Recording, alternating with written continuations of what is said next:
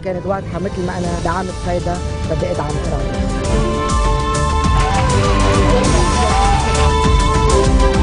فتحنا أبواب اللهيب، أبواب جهنم على البلد.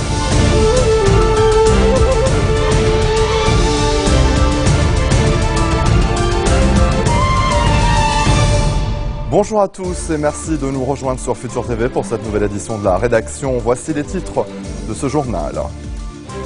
Attentat de Tripoli, le Conseil supérieur de défense salue l'esprit patriotique des Libanais face aux tentatives de discorde confessionnelle. L'armée syrienne a-t-elle mené des attaques chimiques mercredi dernier autour de Damas? Les inspecteurs de l'ONU recherchent la vérité. Leur convoi a essuyé des coups de feu de tireurs embusqués. Il n'y aurait pas de blessés. Un raid de l'armée israélienne dans le camp palestinien de Kalandia, près de Jérusalem, tourne à l'affrontement. Bilan au moins 3 morts et une vingtaine de blessés. La présidence palestinienne dénonce un massacre. Et à suivre également dans ce journal, l'état d'urgence décrété à San Francisco où l'incendie du parc Yosemite en Californie menace l'approvisionnement en eau et en électricité de la ville.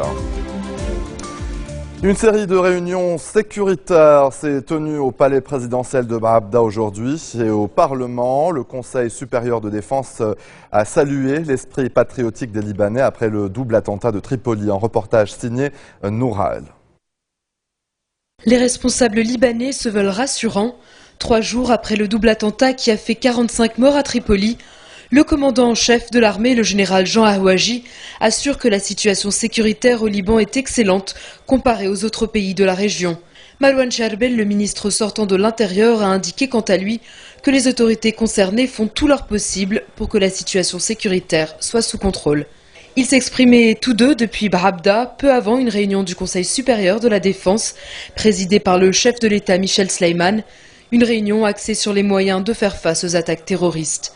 Le Conseil a par ailleurs salué l'esprit patriotique des Libanais qui a empêché une discorde confessionnelle après les attentats meurtriers de Tripoli. Des propos également tenus par le coordonnateur spécial des Nations Unies pour le Liban. S'exprimant à l'issue de sa réunion avec le Premier ministre sortant Najib Mikati, Derek Plummy a appelé tous les Libanais à faire preuve de retenue, à rester solidaires et à soutenir les institutions de l'État, en particulier les forces de sécurité. Il a présenté ses condoléances aux familles des victimes des attentats de Tripoli. Tripoli, justement, où le moufti de la République, Cheikh Mohamed Rachid Kabbani, a accusé les responsables de la double attaque de ne connaître ni les valeurs ni la religion. Les grandes puissances insistent apparemment à entraîner le Liban dans la spirale de la violence régionale où les peuples s'entretuent. Israël ne connaîtra la tranquillité que si les Arabes sont divisés. Autre réunion ce lundi, celle des députés de Beyrouth, place de l'Étoile. Objectif, examiner le dossier de la sécurité préventive de la capitale libanaise. Nous nous sommes entretenus sur l'importance d'une décision politique qui impose la mise en place d'un plan de sécurité pour la capitale, notamment l'installation de caméras de surveillance dans les différentes rues de Beyrouth. Nous voulons que le travail de la garde municipale soit activé en coopération avec les FSI et la gendarmerie de Beyrouth. 600 éléments de cette garde sont actuellement en service. Pour le chef socialiste Walid Jumblat, les attentats à Rouès et à Tripoli ont démontré que le terrorisme ne fait aucune distinction entre une région et une autre ou entre une communauté et une autre. Dans une entrevue au quotidien libanais Al-Anba, Jumblat a estimé que les partis politiques se trompent s'ils s'appuient uniquement sur leurs forces déployées sur le terrain pour se protéger contre le terrorisme. Le leader druze a par ailleurs déploré le refus des partis politiques d'engager un dialogue national, d'autant plus que les conditions sécuritaires et la situation économique au Liban se dégradent de façon considérable et que le pays plonge dans un vide institutionnel. Ceux qui orchestrent les attentats et tuent les civils ne sont pas des djihadistes, mais plutôt des terroristes qui cherchent à semer la discorde confessionnelle. Ce sont les mots de Mohamed Raad, le chef du bloc parlementaire du Hezbollah, s'exprimait lors d'une cérémonie de commémoration à Ajba, au Liban Sud. À ses yeux, les terroristes sont instrumentalisés par les adeptes de la diplomatie contemporaine, laquelle se fonde sur le principe de semer le chaos dans un pays pour renforcer la discorde confessionnelle et pousser les habitants à s'entretuer. Raad a estimé qu'il appartient aux Libanais et à eux seuls de décider de l'avenir de leur pays et de concevoir leur stratégie de défense nationale. Le Premier ministre désigné Tamam Salam s'est entretenu ce matin par téléphone avec le patriarche maronite, le cardinal Bchar Haraï. En entretien axé sur les derniers développements au Liban, avec en tête les attentats à Tripoli et à Rouès, mais aussi le processus de formation du gouvernement. Au cours de cet entretien, Salam a notamment salué la visite du chef de l'église maronite à Tripoli et le rôle de premier plan que joue le cardinal dans la consolidation de l'unité nationale.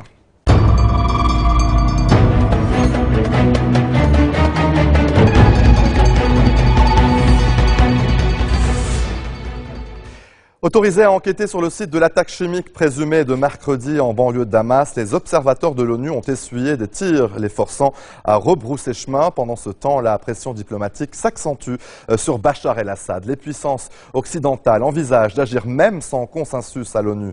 Leur chef d'état-major entame avec leurs alliés arabes une réunion 2 jours en Jordanie aujourd'hui pour discuter des scénarios possibles. Cela ne fait plus aucun doute pour les puissances occidentales. C'est le régime syrien qui a ordonné l'attaque chimique meurtrière du 21 août qui a causé la mort de plusieurs centaines de personnes dans la banlieue de Damas. Une ligne rouge déjà franchie de nombreuses fois selon des experts. Et c'est justement ce que doivent prouver ces inspecteurs de l'ONU qui ont tenté de se rendre sur le site de l'attaque chimique présumée. Pris pour cible par des tireurs embusqués non identifiés, ils ont dû rebrousser chemin pour changer de véhicule. Si Damas a donné son feu vert pour une enquête, Washington n'est pas dupe. Il intervient trop tard pour être crédible. Le secrétaire à la Défense a d'ailleurs indiqué que les forces américaines sont prêtes à agir contre le régime de Bachar el-Assad. Plusieurs scénarios ont été présentés au président Obama lors d'une réunion avec ses conseillers. Washington et Londres doivent à présent se consulter. Pour le gouvernement britannique, il est clair que c'est Damas qui a mené cette attaque chimique à grande échelle. Toutes les preuves vont dans ce sens. Les récits des témoins le fait que cette zone était bombardée par les forces du régime au moment de l'attaque chimique. Si une décision en ce sens n'a pas encore été prise, Laurent Fabius lui assure que la seule option qu'il n'envisage pas est de ne rien faire. Ce qui est évident aussi, c'est que ce massacre a pour origine le régime de Bachar el-Assad. Alors après, il faut proportionner les réactions, mesurer, agir à la fois avec détermination, avec sang-froid, et c'est ça qui va être arbitré au cours des jours qui viennent. Des jours qui vont s'avérer critiques pour la communauté internationale qui pourrait contourner le refus des Nations Unies à une intervention militaire, car obtenir un mandat du Conseil de sécurité est une mission impossible pour les pays occidentaux qui continuent de se heurter au veto chinois et russe. Pékin et Moscou restent alliés à Damas. Autre alternative, l'OTAN qui permettrait une intervention militaire limitée. Ainsi, les missiles de croisière des navires américains déployés en Méditerranée cibleraient des infrastructures utiles au régime, bases aériennes, pistes d'atterrissage ou encore des frappes chirurgicales contre l'arsenal chimique détenu par le régime syrien. Mais ni une zone d'exclusion aérienne ni des troupes au sol ne sont pour l'instant envisagées. Je pense que la chose la plus importante est de s'assurer que toute action militaire a un but politique et nous permette de résoudre la situation. Il ne suffit pas d'utiliser une arme ou lâcher une bombe. Il faut commencer par construire une coalition de pays volontaires autour d'une organisation régionale. Je pense que l'OTAN et la Ligue arabe doivent unir leurs efforts. La Turquie, elle, se dit prête à rejoindre une coalition internationale dirigée contre la Syrie si l'équipe de l'ONU n'impose pas de sanctions contre Damas après l'inspection du site de l'attaque chimique présumée. Et Sergueï Lavrov a pour sa part qualifié d'une violation grossière du droit international toute décision d'intervenir en Syrie sans aval du Conseil de sécurité de l'ONU. Le chef de la diplomatie russe a par ailleurs assuré lors d'un point de presse que les Occidentaux sont incapables de fournir des preuves pour soutenir leurs allégations concernant l'attaque chimique présumée menée par le régime syrien. Et dans une entrevue au quotidien russe Izvestia, le président syrien dénonce les menaces occidentales contre son pays. Bachar el-Assad a d'ailleurs prévenu Washington que toute intervention militaire contre son régime serait vouée à l'échec.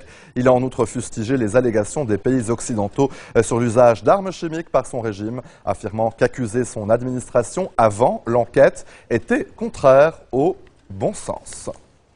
Et à présent, l'analyse d'Agnès Levallois, consultante et spécialiste du monde arabe. Elle s'exprimait ce matin sur les ondes de nos confrères d'Europe 1. C'est le régime qui a ces stocks d'armes constitués depuis des dizaines d'années. C'est le régime qui est en possession de ces armes chimiques et qu'on ne peut absolument pas mettre sur le même plan le régime de Bachar el-Assad et l'opposition. Ça, c'est une tentative de ce régime depuis le départ de mettre sur le même plan les deux partis. L'opposition est complexe parce qu'évidemment, il n'y a pas eu d'opposition constituée dans ce pays à cause du régime de la dictature et que depuis 2 ans et demi, ce combat continue entre l'opposition et le régime. Donc aujourd'hui, vous avez toutes sortes de personnes au sein de l'opposition. Que des groupes, des petits groupes, puissent avoir eu accès à quelques stocks lorsqu'ils ont pris des positions. Ça n'est pas du tout à exclure, donc il faut évidemment avoir cette option en tête.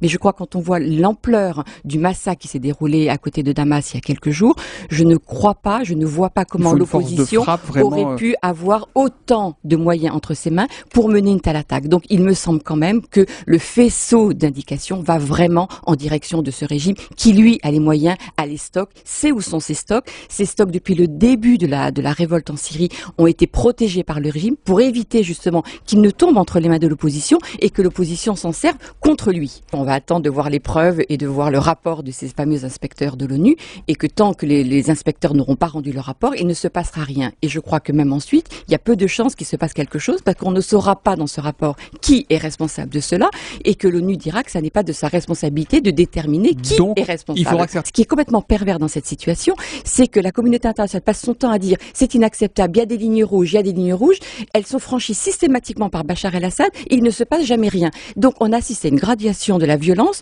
où Bachar el-Assad à chaque fois va un peu plus loin parce que de toute façon en face il sait très bien qu'il ne se passe rien à part des déclarations. Aujourd'hui la Russie ne lâchera pas ce régime de Bachar el-Assad, elle l'amène parfois à faire quelques concessions parce que la pression est trop forte, mais la Russie ne lâchera pas ce régime pour montrer qu'elle est une puissance et qu'elle a toute légitimité à être présente au Moyen-Orient puisque c'est le dernier pays finalement où elle a encore une quelconque influence dans cette région et qu'elle ne veut pas abandonner cela. Allez, restez des nôtres pour la suite de cette édition. Direction l'Irak où plusieurs attaques ont fait en tout plus de 45 victimes à travers le pays.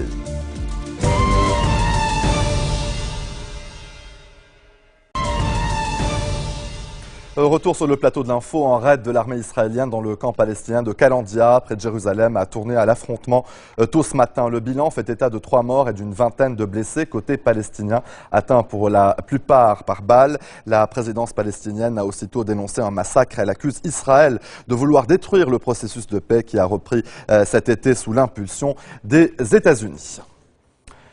Et maintenant, direction l'Irak, où plusieurs attaques ont fait en tout plus de 45 victimes à travers le pays. 3 explosions ont fait une vingtaine de morts à Bakuba, près de Mossoul. Des hommes en armes ayant installé un faux barrage de sécurité ont tué par balle 5 militaires en civil qui regagnaient leur base en taxi.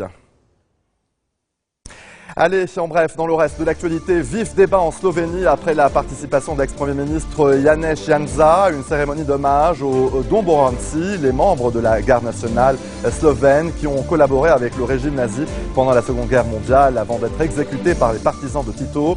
Pour le leader de centre droit, les victimes de tous les totalitarismes ont le droit au respect. Les sociodémocrates accusent la droite d'être devenue pro-fasciste. Le procès de Bo Xilai, l'une des anciennes figures et l'une des plus anciennes figures du Parti communiste chinois, touche à sa fin. Il est accusé de corruption, détournement de fonds et abus de pouvoir, des délits passibles de la peine de mort et de prison ou de prison à vie. Le verdict du procès pourrait être rendu dans les prochaines semaines. C'est la première fois depuis plus de 30 ans qu'une personnalité politique aussi placée comparaît devant la justice chinoise. Et un énorme incendie continue de gagner du terrain en lisière du parc Yosemite en Californie. Il s'est déclaré le 17 août et s'étend sur plus de 200 km². Dimanche, l'incendie n'était contenu qu'à 7%. Plus de 5000 habitations sont menacées par les flammes. L'état d'urgence a été décrété à San Francisco où l'incendie menace l'approvisionnement en eau et en électricité de la ville. Et restons aux États-Unis, une dizaine d'arbres ont été littéralement avalés par une rivière en Louisiane. C'est donc suite à un phénomène sismique. Le phénomène s'est produit à Assumption Parish, dans le sud de la Louisiane, suite à un gouffre causé par l'effondrement d'un dôme de sel souterrain provoqué par des tremblements. Le sinkhole a été filmé par les autorités et montre donc des arbres emportés par un tourbillon en l'espace de quelques secondes. Et c'est ainsi que se referme cette édition. Voici tout de suite le rappel des titres qui ont marqué l'actualité de cette journée. Attentat de Tripoli, le Conseil supérieur de défense salue l'esprit patriotique des Libanais face aux tentatives de discorde confessionnelle. L'armée syrienne a-t-elle mené des attaques chimiques mercredi dernier autour de Damas? Les inspecteurs de l'ONU recherchent la vérité. Leur convoi a essuyé des coups de feu de tireurs embusqués. Il n'y aurait pas de blessés. Un raid de l'armée israélienne dans le camp palestinien de Kalandia près de Jérusalem tourne à l'affrontement. Bilan au moins 3 morts et une vingtaine de blessés. La présidence palestinienne dénonce un massacre. Et l'état d'urgence décrété à San Francisco où l'incendie du parc Smith en Californie menace l'approvisionnement en eau et en électricité de la ville. Merci de votre attention. Retrouvez-nous tous les jours à 16h40 heure de Beyrouth. Vous pouvez également nous suivre en ligne sur notre site web ou en téléchargeant notre application mobile. Excellente suite de programmes sur notre antenne. Vous me retrouverez demain pour le prochain JT. À demain. كلمته كانت واضحة مثل ما أنا دعمت هيدا بدي أدعم إسرائيل.